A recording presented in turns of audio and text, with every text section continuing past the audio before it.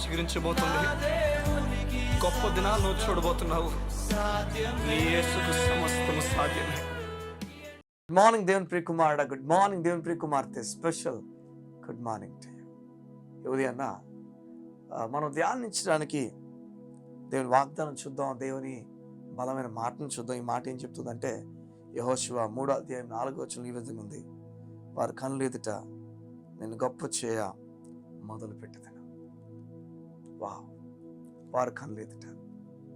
నీ జీవితంలో ఎవరి కనులు ఎదుటైతే నువ్వు నేలకు కూలిపోయి అనిపిస్తుందా? కృంగిపోతున్న పరిస్థితి ఎవరు తీసుకొచ్చారో నేను చెప్తున్నాను, రాసుకో. వారి కళ్ళు ఎదుట నీ దేవుడు నేను గొప్ప చేయడం మొదలు పెట్టబోతున్నాడు. చూడండి, నీకు ఈరోజు గొప్ప అవ్వడానికి నీకు ఇది కూడా ఫౌండేషన్, బలమైన పునాది లేకపోవచ్చేమో. డబ్బు లేదు కదా, నాకెవరు తెలియదు కదా, నాకంటే ఎవరు లేరు కదా, ఎలా నేను గొప్ప అవుతాను అనుకోవచ్చేమో. నేను చెప్తున్న మాట జాగ్రత్తగా వినాలి. అందుకనే నేను అన్ని దేవుడు చెప్తున్నాడు, నేను నిన్ను వారి ఎదుట గొప్ప చేస్తానని చెప్పి. దేవునికి అసాధ్యమైంది ఏమనుందా? 90 ఏళ్ళు దాటిన సారా గర్భాన్ని ఇచ్చాడు దేవుడు. సారాకు చెప్పాడు, యెహోవాకు అసాధ్యమైంది ఏమనుందని. నేను నమ్ముతున్నాను ఈ మాట. దేవుడు నా శత్రువుల ఎదుట నన్ను గొప్ప చేయబోతున్నాడు. మీరు నమ్ముతున్నారు ఈ మాట? దేవుడు నా శత్రువుల ఎదుట నన్ను గొప్ప చేయబోతున్నాడు. వారు వచ్చిన దారి నుంచి వారు మరలా తిరిగి పరిగెత్తి వెళ్ళిపోతారు. 7 దారిలో వారు పరిగెత్తుకుని వెళ్ళిపోతారు. అంటే వారి భోజన బల దగ్గర నాకు భోజనం సిద్ధపరుస్తున్నాడు. నూనెతో నా తల అంటుతున్నాడు. నా గిన్నె నిండి పొర్లుతుంది. చూసారా, ఈ మాటలన్నీ కూడా ఈ మాటకు ఆధారం చేసుకునే బలమైన మాటలు ఇవి. దేవుడు నమ్ముతున్న వ్యక్తి బలహీనమైన మాటలు మాట్లాడు. అసలు నమ్మట్లేదు ఆ వ్యక్తి. అసలు నమ్మకం ఆ వ్యక్తికి దేవుని విషయంలో, ఆ విషయాలు దేవుని పట్ల నమ్మకం కుదరలే. భయాలతో మాట్లాడుతూ, బెంగతో మాట్లాడుతూ, పిరికితంతో మాట్లాడుతున్న వ్యక్తి అసలు ఆ విషయంలో దేవుని నమ్మలే. తాను ఒక క్రైస్తవుడుగా పిలువబడ్డాడు, కానీ జీవము కోల్పోయిన క్రైస్తవుడు. ఆ విషయాల్లో జీవం కలిగిన క్రైస్తవుడు అంటే గొలియాతు ముందు కూడా ధైర్యంగా మాట్లాడతాడు. నిజంగా ఎరుకో ముందు కూడా ధైర్యంగా మాట్లాడతాడు. ఫరో ముందు కూడా ధైర్యంగా మాట్లాడతాడు. మొదట చూడండి, మోసే ఎలా మాట్లాడాడు. మోసే మాట తీరు గమనించండి. మొదట జీవం లేని వ్యక్తిగా నడుస్తున్నాడు, వెళ్తున్నాడు, దేవుని పని నిమిత్తం వెళ్తున్నాడు. అంతా దేవుడే. కానీ మాట్లాడుతున్న తీరులో చూసారా, ఏదో మార్పు ఉంది. కానీ ఇదే మోసే ఒక సమయం వస్తే ఇజ్రాయెల్ పక్షం నిలబడి ఏమంటాడు తెలుసా? అయ్యా, నన్ను మొదట చంపే, నీ గురించి ఎవరు చెడ్డగా మాట్లాడకూడదు. నీవు ఇజ్రాయెల్ తీసుకొచ్చి మధ్యలో వారిని నడిపించడం చేతగాక వదిలేసామని చెప్పి అనుకుంటారు. వీరు తప్పు చేసిన వాళ్ళే, పాపులే, వీరిని కొట్టాలనుకుంటే మొదట నన్ను కొట్టని చెప్పి ఒక మాట అంటాడు. ఎంతో ధైర్యంగా మాట్లాడతాడు. తర్వాత సంవత్సరం రోజు మోషేకి ధైర్యం పెరిగిపోయింది. ఆదరణ, ధైర్యము, దేవుడు అంటే ఏంటో మోషే కళ్ళతో చూడడం ప్రారంభించేశాడు. ఒక సమయం వచ్చింది, కింద అందరిని విడిచిపెట్టేసి కొండ మీదకి వెళ్ళిపోయి అక్కడ గడపడం ప్రారంభిస్తున్నాడు. కింద నీ గురించి ఎదురు చూస్తున్నారు, కానీ పైన నా గురించి ఇంకా ఆయన ఎదురు చూస్తున్నాను చెప్పి కింద వాళ్ళు వదిలేసి పైకి వెళ్ళిపోయాడు. చూడండి, నీ మాట ఎంత గొప్పదో. వారి కళ్ళు ఎదుట నేను గొప్ప చేయ మొదలు పెట్టుచున్నానని, వారి కళ్ళు ఎదుట దేవుడు నేను గొప్ప చేయ మొదలు పెడుతున్నాడు. నేను మొదలు పెడతానని చెప్తున్నాడు దేవుడు. నా దేవుడు మొదలు పెడుతున్నాడు. నా దేవుడు ఒక తలుపు మూస్తే మరెవడు తీయలేడు.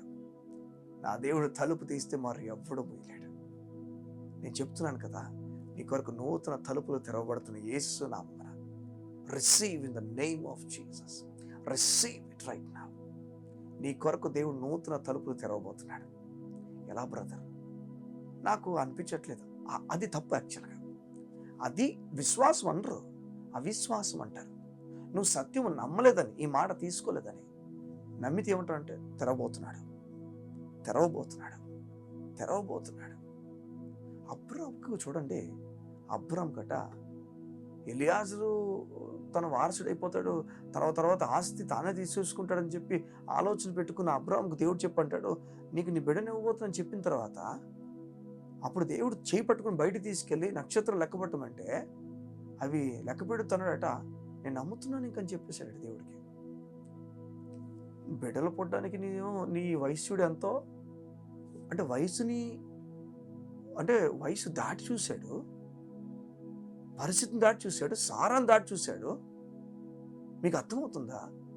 అంటే విశ్వాసము ఆ సమయంలో పుడుతుంటే కారణం సత్యము నమ్మే మనం. మనల్ని దేవుడు నీతిమంతుడు పిలుస్తున్నాడు, ఆయన పక్కన కూర్చుని పెట్టబడ్డాం. నీకు కాకపోతే ఎవరు చేస్తాడు దేవుడు చెప్పండి? నువ్వు ఆ పిరికితనం కూర్చుంచి లేకండి. అసలు మీరు మొదట పిరికితనం అనే కుర్చీలో చూస్తా లేకండి. ఈ మధ్య నేను చర్చిలో ఒక మాట చెప్పాను, నువ్వు కూర్చుని దిగులు పడిపోతావు. మొదట ఆ కుర్చీ మారు. నిజంగా బాహ్యంగా కొన్నిసార్లు కొన్ని మారిపోవాలి. మనం వేరే కుర్చీలో కూర్చొని అక్కడి నుంచి ఆలోచించు. నిన్ను పడదోసే కూర్చీ అది, నిన్ను బాధపరిచే కూర్చీ అది. మారి కొంచెం ఇప్పుడు చెప్పు, అయ్యా నేను నమ్ముతున్నాను నిన్ను, నాకు నమ్మకం కుదరట్లేదు అలా అనకూడదు. నేను నమ్ముతున్నాను నిన్ను, నాకు అవ్వట్లేదు, నాకు నమ్మకం లేదు, నేను నమ్ముతున్నాను. ఆ ధైర్యంలోకి వెళ్ళిపోవాలి మనం. నన్ను గొప్ప చేయబోతున్నాడు నా దేవుడు, నన్ను గొప్ప చేయబోతున్నాడు. నా కొరకు మరణించిన నా దేవుడు నన్ను గొప్ప చేయబోతున్నాడు.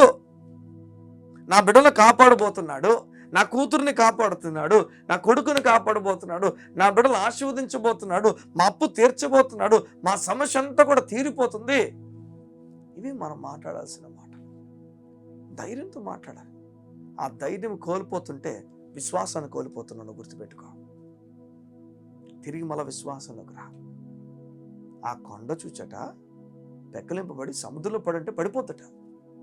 యేసుప్రభు దగ్గరికి వచ్చి శిష్యులు అడుగుతారు, అయ్యా మాకు విశ్వాసాన్ని పెంచంటే యేసు చెప్పిన మాట చూడండి, ఇది నమ్మండి, ఇది పట్టుకోండి అని చెప్పి ఒక సత్యం చెప్పాడు. చెప్తే జరిగిపోద్దని. అని నువ్వే నమ్మాలంటే, ఇలా నీ విశ్వాసం పెరగాలంటే నువ్వు చెప్తే జరిగిపోద్దని నమ్మాలంతే నువ్వు. మీకు అర్థమవుతుందా అని చెప్తుంది. ఇలా మనం ప్రారంభిస్తే ఇలాంటి ఒక ప్రారంభం మన జీవితాన్ని మారుస్తుంది. ఎంత గొప్ప మాట చూడండి ఇది. వారి కళ్ళు ఎదుట నిన్ను గొప్ప చేయ మొదల పెట్టేదనా పెడుతున్నాడు దేవుడు. ప్రారంభించేశాడు, రాశాడు, ఇంక అన్ని నీ గురించి రాసేసాడు దేవుడు. ఇంకా స్టాంప్ వేసేస్తున్నాడు. ఈరోజు స్టాంప్ పడబోతుంది. వావ్, ఇంకంతే, ఫ్లైట్ తీసుకోబోతున్నావు అంతే. నువ్వు ఇంకా ఫ్లైట్ తీసుకోబోతున్నా. నీ జీవితం ఉన్నతమైన కార్యాల వైపు వెళ్ళబోతుంది. సేవకునిగా అలా జరగాలన్న ఆశ. అలా జరుగుతుండగా నువ్వు దేవుని ప్రజల కొరకు నిలబడాలి, దేవుని పని రాజ్య విస్తరణ వచ్చి నిలబడాలి అన్న ఆశ. నీ హృదయం నిండా యేసే గురించి నింపుకో. నీ గురించి ప్రార్థన చేస్తాను. మా ప్రియ పరలోకపు తండ్రి, ఏది పట్టించుకోకుండా నన్ను నా దేవుడు గొప్ప చేయ మొదలు పెట్టబోతున్నాడు అన్న ఆలోచన బిడ్డలకి ఇచ్చి నడిపించబడుతున్నాను. కృంగిపోయే వారిని లేవనెత్తండి. అనారోగ్య పరిస్థితికి వెళ్ళిపోయిన వారిని ఇప్పుడే యేసు నామమున స్వస్థత ప్రకటించుచున్నాను. ఆరోగ్యం వారికి కలుగు చేయండి. ఆర్థికంగా ఇబ్బంది పడుతున్న వారిని ఇప్పుడు యేసు నామమున లేవనెత్తిన ఆరోగ్యం ఇవ్వండి, బలం ఇవ్వండి, ఫైనాన్షియల్గా హెల్ప్ చేయండి యేసు నామమున. ఏ కుటుంబం అయితే అల్లరి పాలైపోయిన ఆ కుటుంబాన్ని లేవనెత్తండి, సమృద్ధిని బట్టి యేసు నామమున. నీ కృపకు నీ బిడ్డలు అప్పగించుకుంటూ యేసును ప్రార్థించున్నాం తండ్రి. ఆమేన్, ఆమేన్. దైవికమైన కృప దేవుని పట్ల ప్రకటించుచున్నాడు. గొప్ప కృపతో నువ్వు నడిపించబడాలి. ఆమేన్. God bless you. See you tomorrow.